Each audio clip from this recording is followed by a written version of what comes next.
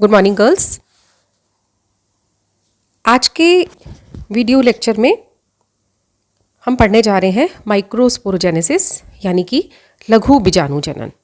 इससे पूर्व के लेक्चर में हमने पढ़ा था एंथर वॉल के बारे में कि एंथर वॉल्स कितने टाइप की होती हैं, 4 टाइप्स, उनके नाम और वर्क ऑफ टैपिटम, ये सब हमने पढ़ा था। आज हम पढ़ते हैं माइक्रोस्पोरोजेनेसिस यानी कि लघु बीजाणु जनन। माइक्रोस्पोरोजेनेसिस क्या है? Microsporogenesis is the process in which each microspore mother cell divide, ये गलत लिखा गया, यहाँ पर है मियोटिकली, यानी कि प्रत्येक माइक्रोस्पोर मदर सेल अर्धसूत्री विभाजन के फलस्वरूप 4 हैप्लॉइड माइक्रोस्पोर्स या पॉलन ग्रेन्स का निर्माण करती है। यानी कि स्पोरोजीनस टिश्यू में जो माइक्रोस्पोर मदर सेल है उसमें अर्धसूत्री विभाजन होता है और उस अर्धसूत्री विभाजन के फलस्वरूप 4 अगुणित लघु बीजाणु माइक्रोस्पर्म्स या पॉलन ग्रेन्स का निर्माण होता है। ये पूरा प्रोसेस जो है ये 2 स्टेप्स के अंदर कंप्लीट होता है। एक होता है मियोसिस फर्स्ट, एक होता है मियोसिस सेकेंड। मियोसिस फर्स्ट के फलस्वरूप 2 हैप्लॉइड सेल्स बनती हैं और मियोसिस सेकेंड जो कि नॉर्मल माइटोटिक डिवीज़न होता है, यानी कि मियोसिस फर्स्ट में जो 2 हैप्लॉइड सेल्स बनेंगी उन दोनों में सामान्य अर्धसूत्री विभाजन होगा जो कि मियोसिस सेकेंड कहलाता है। इसके फलस्वरूप इनके जो क्रोमोसोम्स हैं ये डिवाइड करते हैं, माइटोटिकली डिवाइड करेंगे, जिसके फलस्वरूप प्रत्येक हैप्लॉइड सेल समसूत्री विभाजन के फलस्वरूप 2 हैप्लॉइड न्यूक्लियाई का निर्माण करते हैं। इस प्रकार से टोटल हमारे पास हो जाते हैं 4 हैप्लॉइड न्यूक्लियाई और प्रत्येक हैप्लॉइड न्यूक्लियाई जो है वो इवेंचुअली एक पॉलन ग्रेन के अंदर परिवर्तित हो जाता है। डेवलपमेंट जो है उसका अल्टीमेटली पॉलन ग्रेन के रूप में होता है। अब स्पोरोजीनस सेल्स में ये प्रोसेस स्टार्ट कैसे होता है? स्टिमुलस जो कि स्पोरोजीनस सेल्स को अर्धसूत्री विभाजन के लिए प्रेरित करता है वो वेजिटेटिव शूट एपेक्स में स्टार्ट होता है और ये केवल स्पोरोजीनस सेल्स को ही अफेक्ट करेगा।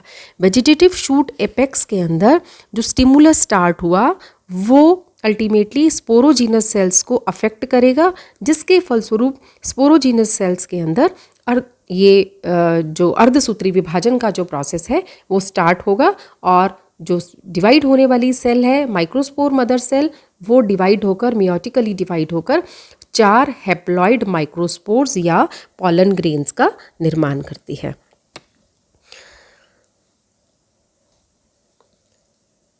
नाउ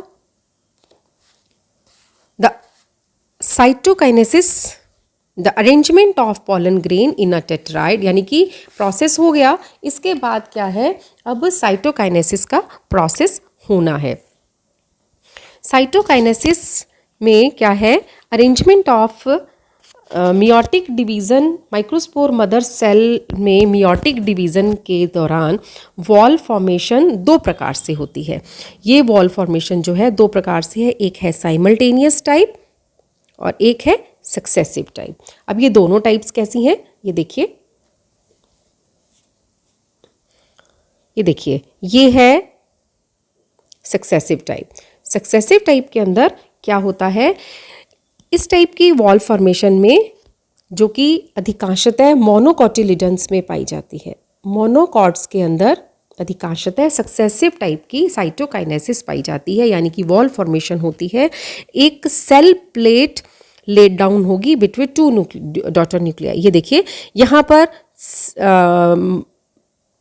पेरेंट सेल है, ये मदर न्यूक्लियाई है, यहाँ पर ये इसमें डिवाइडेशन स्टार्ट हो गया और यहाँ पे सेंटर से वॉल बननी स्टार्ट हो गई है। नाउ ये वॉल जो है मियोसिस फर्स्ट में स्टार्ट हो गई है। This wall gradually x tends toward the periphery, ये धीरे धीरे पेरिफेरी की तरफ, ये देखिए सेंटर से पेरिफेरी की तरफ डेवलप होना स्टार्ट हो जाती है और पूरी तरह से ये 2 हाफ्स बना देती है, 2 आधी पार्ट्स पर 2 में डिवाइड कर देती है। और ये जो डायड है ये मियोसिस सेकेंड के टाइम पे कंप्लीटली बन जाता है। This wall formation between the two daughter nuclei occurs in the same way as after meiosis first. Meiosis first के बाद सेकेंड में इस प्रकार से लास्ट में आके ये पार्ट जो है एक माइक्रोस्पोर टेट्राड के रूप में हमारे सामने आता है। माइक्रोस्पोर टेट्राड के रूप में द सेकेंड मियोटिक डिवीजन जो है इसमें ये हुआ, फर्स्ट मियोटिक डिवीजन से स्टार्ट हुआ, फिर सेकंड मियोटिक डिवीजन में ही अल्टीमेटली ये 2 हाफ्स में कंप्लीट हो गया और ये माइक्रोस्पोर टेट्राड बन गया। सेकंड टाइप आती है इसके अंदर साइमल्टेनियस टाइप। अब इस साइमल्टेनियस टाइप में क्या है, साइमल्टेनियस टाइप ऑफ साइटोकाइनेसिस जो है ये अधिकांशतः डाइकॉट्स के अंदर पाई जाती है। डाइकोटिलिडनी में, डाइकॉट प्लांट्स के अंदर, डाइकोटिलिडन्स में पाई जाती है। इस टाइप के अंदर कोई भी किसी भी प्रकार की वॉल फॉर्मेशन नहीं होती। नो वॉल फॉर्मेशन अकर्स, ठीक है, no wall formation between the two daughter nuclei after meiosis first. और इस तरह से as such instead of a dyad simply a binucleate cell is formed after meiosis first. अब ये देखिए, ये हुआ, यहाँ पे डिवीजन स्टार्ट हुआ और इस प्रकार से ये पार्ट जो है एज इट इज़ है, इसमें किसी भी प्रकार का कोई भी ये पट फॉर्मेशन या wall formation from centre start नहीं होती है। तो ये पार्ट जो है ये ऐसे ही रहता है।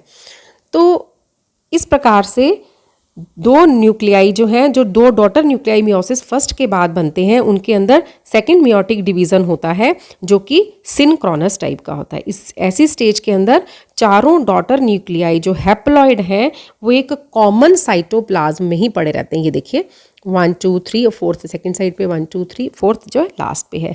इस प्रकार जो है वो पड़े रहते हैं। The wall formation begins in the form of 4 peripheral constrictions which gradually extend from periphery towards the centre. और वॉल फॉर्मेशन स्टार्ट तो होगी क्योंकि चारों ने अलग अलग सेल्स के रूप में बनना है। ये पेरिफेरल कंस्ट्रिक्शंस के रूप में स्टार्ट होती है। ये देखिए यहाँ से ये जो है पेरिफेरल कंस्ट्रिक्शंस के रूप में बन गई हैं। इस प्रकार से स्टार्ट होती हैं जो कि पेरिफेरी से स्टार्ट होकर सेंटर में आते हैं। ये कंस्ट्रिक्शंस जो हैं ultimately centre of the wall से मिल जाती हैं और साइटोप्लाज्म जो है 4 हैप्लॉइड माइक्रोस्पोर्स में परिवर्तित हो जाता है। ठीक है, किसी प्रकार की वॉल फॉर्मेशन साइमल्टेनियस टाइप में नहीं होती है। तो ये 2 टाइप की हैं, एक है सक्सेसिव टाइप जिसमें वॉल फॉर्मेशन होती है, एक है साइमल्टेनियस टाइप जिसमें वॉल फॉर्मेशन नहीं होती है। अब मियोसिस का प्रोसेस जब ख़त्म हो जाता है तो माइक्रोस्पोर्स जो है वो एक टेट्राड के रूप में अरेंज्ड होते हैं। Microspores, the 4 microspores formed from a microspore mother cell are usually arranged in pollen tetrads, है ना, pollen tetrads के रूप में अरेंज्ड होते हैं। The microspore of a tetrad are separated from each other by callose wall. इनके बीच में जो है वो callose wall present होती है। There is also no connection between the microspores of different tetrads in the anther locule.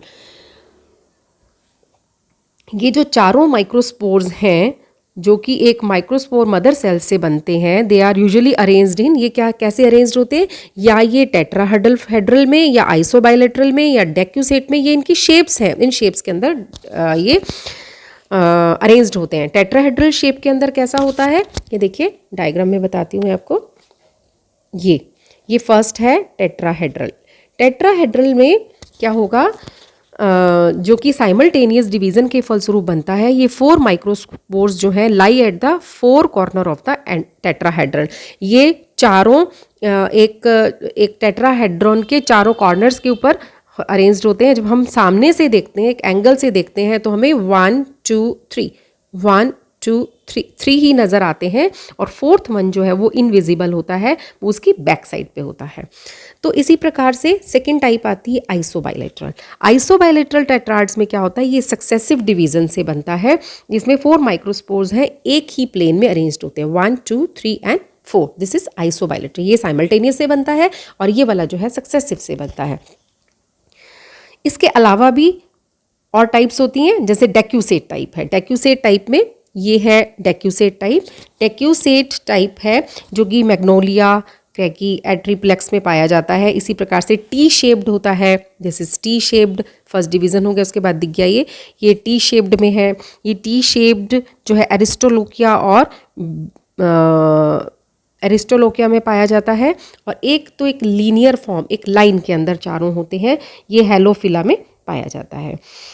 The microspore of tetrad usually separate from each other as the anther matures। जैसे anther mature करते हैं तभी ये जो है एक दूसरे से सेपरेट होते हैं, लेकिन कई बार ऐसा होता है कि ये सेपरेट नहीं होते। जैसे ड्राइमस, एनोना, एकेशिया, इनमें टाइफा, इलोडिया, इनमें क्या होता है, ये सेपरेट नहीं होते, मैच्योरिटी के बाद भी सेपरेट नहीं होते। सभी पॉलन टेट्राड से सारे पॉलन ग्रेन्स जो हैं चारों अलग अलग नहीं होते। और ये जो टेट्राड्स हैं एक दूसरे से ग्रुप में स्टक कर जाते हैं, एक दूसरे से ग्रुप में जुड़ जाते हैं। और ये इतने भी हो सकते हैं, इनकी संख्या अप टू 64 भी हो सकती है, मतलब 64 पोलन ग्रेन्स जो हैं इस प्रकार से आपस में जुड़ जाते हैं। इस प्रकार के पोलन ग्रेन्स जो हैं जो आपस में जुड़ जाते हैं, सेपरेट नहीं होते, they are called compound pollen grains, they are called compound pollen grains. और एस्क्लिपिडेसी में हमने देखा कि एस्क्लिपिडेसी में क्या होता है, all pollens in a pollen sac are united in a single compact mass. इस सिंगल कॉम्पैक्ट मास को हम पॉलिनियम कहते हैं। उसमें क्या होता है, इस प्रकार से, दिस इज कॉर्पस्कुलम, यहाँ पर इस प्रकार से, ठीक है। ये एक कॉर्डिकल है, ये हम एस्क्लिपिडेसी में पढ़ चुके हैं। ये एक डिस्क टाइप है, ये इसकी ट्यूब नुमा पार्ट जो है दैट इज रेटिनिकुली, और ये जो है ये called, these are called pollinia. और ये पार्ट जहाँ ये जुड़ते हैं दैट इज़ कॉल्ड कॉर्पस्कुलम। ये एक पूरी कंप्लीट स्ट्रक्चर जो है वो ट्रांसलेटर कहलाती है। तो इस प्रकार से एस्क्लिपिडेसी के अंदर ये पोलिनियम का निर्माण करते हैं। Pollinia are also formed, orchidaceae के अंदर भी पोलिनियम जो है वो पाए जाते हैं। तो इस प्रकार से ये पोलिनिया ऑर्किडेसी में भी पाए जाते हैं। तो कुछ प्लांट्स ऐसे हैं, जैसे ऑर्किडेसी ही है, इसके कुछ मेंबर्स ऐसे हैं जिसमें पोलिनियम जो है वो लेस कॉम्पैक्ट होता है और ये छोटे छोटे ग्रुप्स में पोलन ग्रेन्स के स्मॉलर ग्रुप्स के अंदर डिवाइड हो जाता है। ऑर्किडेसी में ये पोलिनियम जो है स्मॉलर ग्रुप्स में डिवाइड हो जाता है। Such loose groups are called, इन लूज ग्रुप्स को हम मैसूली बोलते हैं, MASSULAE, ठीक है। मैसूली के अंदर पॉलन ग्रेन्स जो है लूजली ज्वाइंट, एक दूसरे से लूजली ज्वाइंट होते हैं और एक विसिन थ्रेड, पतला सा थ्रेड हमें उसमें नज़र आता है। तो ये हमने आज प्रोसेस पढ़ा कि किस प्रकार से ये माइक्रोस्पोरोजेनेसिस का प्रोसेस कंप्लीट होता है। अपने नेक्स्ट लेक्चर में हम पढ़ेंगे कि इससे एक पॉलन ग्रेन से मेल गैमेटोफाइट किस प्रकार से डेवलप होता है। Thank you.